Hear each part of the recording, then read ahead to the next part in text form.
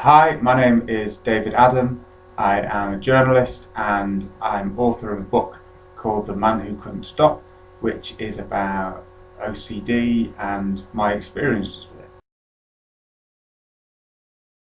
A lot of people have heard of OCD and a lot of people use the term OCD, but lots of people don't actually know what it means. It's too often used as a shorthand for just being neat and tidy or maybe a bit fussy.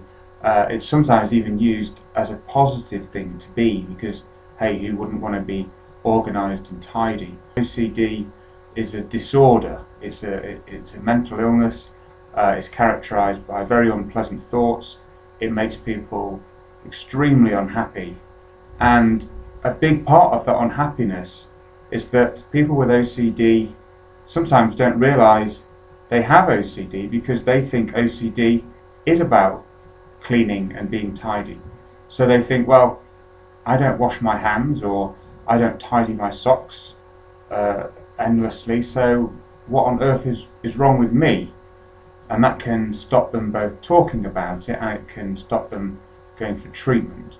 One of the real problems with people using OCD, the term, in a very flippant way, is that it denies that sense of connection that people need if they're going to start to feel better, because they don't find they have anything in common with the way that OCD is often used.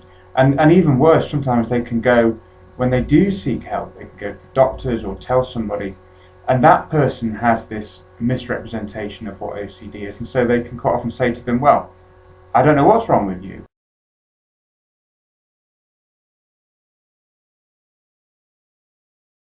So the way I think of it is that people do use the term OCD, but when I was growing up, people used the word schizophrenia, and they used it to mean having a split personality. Now we don't do that anymore, and because people are more aware of what schizophrenia is and of the impact it has on people. And I'd like to think that we could do something similar with OCD. In some ways, at least people have heard of OCD if they're using the term.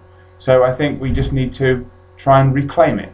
One of the reasons I wanted to write my book was that I think there's so much misinformation about OCD, and actually scientists have come a long way in the last 10 or 20 years to really starting to understand it, and they know how to help lots of people. And that was far from the case even 20 or 30 years ago. 200 years ago, people thought that it was all down to evil spirits, and then it became, even when it was identified as a medical problem, it was seen as essentially untreatable. Actually, that's nowhere near the case. We've made huge progress, and the more that people talk about it, the more people are going to be able to access that help.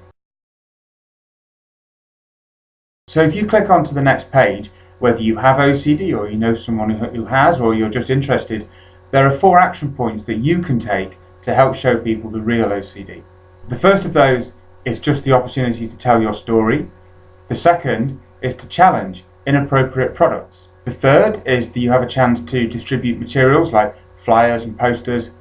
And the fourth is just to tell a stranger about OCD. That's what I did in writing my book, and I hope you can too.